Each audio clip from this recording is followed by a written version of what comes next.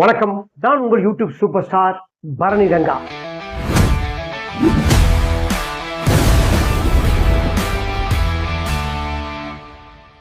வணக்கம். சென்னை மாடம்பாக்கத்துல மோகன் நகர் எஸ்ஆர் கார்டன்ல ஒரு பெரிய காலி நிலம் இருக்கு.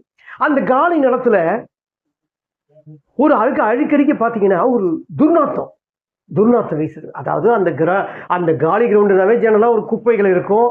அந்த பக்கம் எல்லாம் போவதுக்கு வாயை முடிப்பாங்க. ஆனா இந்த வீட்டில் இருக்கவங்க அத்தனை பேருமே அந்த கிரவுண்டுக்கு பக்கத்துல இருக்கிற, அதாவது அந்த மோகன் கார்டன் இருக்கிற பக்கத்துல குடியிருக்கிற மக்கள் யாருமே வாயை எல்லாரும் பொத்திக்கிறாங்க. ஏன் அப்படி வாயை பொத்திக்கிறாங்கன்னு எனக்கே தெரியல.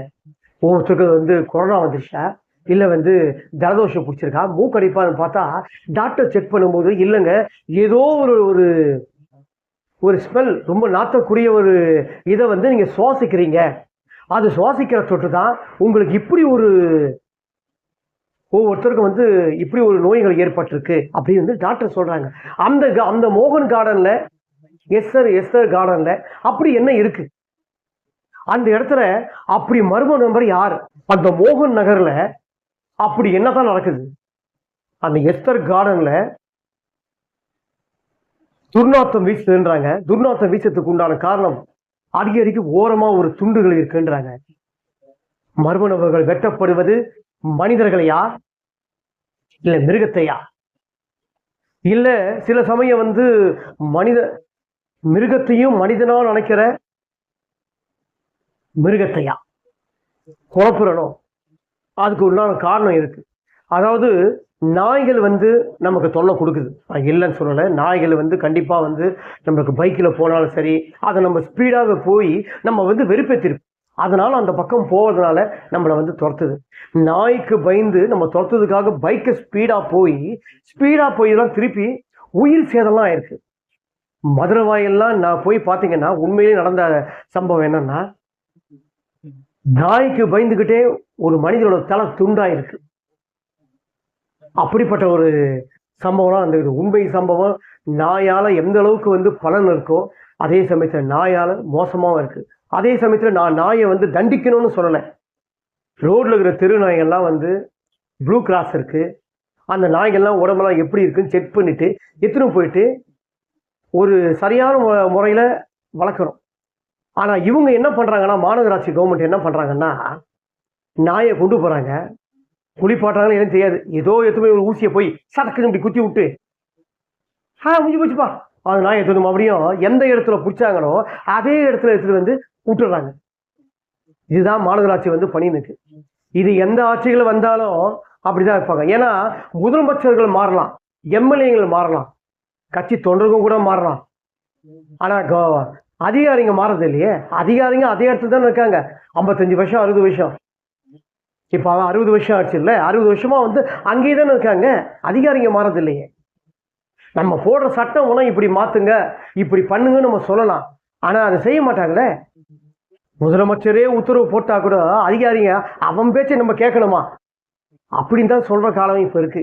ஏன்னா அவன் சஸ்பெண்ட் பண்ண கூட என்ன பண்ண போறான், இங்க இருந்து வேற இடத்துல போகிறான், அங்கிருந்து வேற இடத்துல போகிறான். எந்த இடத்துக்கு போனாலும் அவன் ஒரு கவர்மெண்ட் சர்வெண்ட் தான், அவன் வேலையை அங்க செய்ய தான் போறான். அவன் இதுக்கு முன்னாடி இப்படி மட்டமா பார்த்திருந்தாலும் சரி, நியாயமா பார்த்திருந்தாலும் சரி, அவன் அந்த வேலையை இதை எப்படி பண்ணாலும் அதே வேலையை தான் அங்க பண்ண போறான். அதாவது மோகன் நகர் சென்னை மாடம்பாக்கத்துல என்னன்னா, நைட்ல நாய்களை கொண்டு உயிரோடு எடுத்துட்டு வெட்டிடுறாங்க. நாயை துண்டு துண்டா வெட்டி வீசுறாங்க. இது யார் யாராவது நாயால பாதிக்கப்பட்ட சைக்கோவா, இல்லை இனிமேல் நாய் இந்த இடத்துல இருக்கக்கூடாது, நாயால என் குடும்பம் பாதிப்போச்சுன்னு சினிமால வர மாதிரி பழி வாங்குறாரா, நாயை வெட்டுறாரான்னு தெரியல. இல்ல மாநகராட்சியை மாதிரி வெட்டிட்டு போயிடுறாங்களான்னு தெரியல. அந்த எஸ்ஆர் கார்டன் நடக்கிற மர்மங்கள் யார்? மர்ம நபர் யார்? பொதுமக்கள் இதால பாதிக்கிறாங்களே, பொதுமக்கள் பாதிக்கப்பட்டு அந்த சுத்தி இருக்கிற பகுதிகளை போய் கம்ப்ளைண்ட் பண்றாங்க. கம்ப்ளைண்ட்டை வாங்கி நான் ஆக்ஷன் எடுக்கிறேன் அப்படின்னு சொல்லிட்டு இந்த கம்ப்ளைண்ட்டை வழக்கம் போது சினிமா மாதிரி வாங்கி எடுத்துட்டு போய் குப்பத்தில் அப்படியே போட்டுடுறாங்க.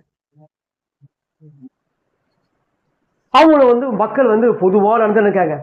இந்த சென்னை மாடம்பாக்கத்து உள்ள பிரச்சனைகளை போலீஸ் கிட்ட தெரிவிச்சிட்டாங்க, மாநகராட்சி கிட்டவும் தெரிவிச்சிட்டாங்க. இதுக்கப்புறம் யார்கிட்ட தெரிய வைக்கணும்? இப்போ ஆட்சி நடத்துகிற நல்ல ஒரு நேர்மை உள்ள ஆட்சியாக நடத்தியிருக்காருன்னு அப்படின்னு வந்து மக்கள் சொல்கிறாங்க. சில பேர் முதலமைச்சர் விஜய் அவர்கள்கிட்ட தான் இந்த பிரச்சனையை வந்து கொண்டு போகணும். சென்னை மானம்பாக்கம், மோகன் நகர், எஸ்தர் கார்டன் உள்ள பிரச்சனையை மாநகராட்சியால் தீர்க்க முடியலை. இப்போ இதுக்கப்புறம் யார் அந்த பொதுமக்களுக்கு சரியான முறையில் தீர்வு காணும்? நோய் பரவாமல் இருக்கிறதுக்கு, மேற்கொண்டு அதிகமாக வந்து பிரச்சனை வராமல் இருக்கணும்னா முதலமைச்சர் விஜய் அவர்கள் கண்டிப்பாக இதுக்கு ஒரு ஆக்ஷன் எடுத்தாகணும், பதில் சொல்லியே ஆகணும். அங்கே நடக்கிற மர்மம் என்ன? நாயை எதுக்கு வெட்டணும்? நாயால் பாதிப்பு இருக்கு இல்லைன்னு சொல்லலை, ஆனால் ஒரு உயிரை வந்து கொடுமையான முறையில் வெட்டக்கூடாது. நாயை எடுத்துகிட்டு போய் எங்கேயாவது எடுத்து போய் விட்டுருங்க. அதுக்குன்னு இல்லை, ஒரு பொறுப்பான இடத்த வந்து ஒதுக்கி நாயை வளர்க்க விடுங்க. ஆனால் வந்து நாயை வந்து வெட்டக்கூடாது. இதால் ஏகப்பட்ட பேர் பாதிக்கிறாங்க.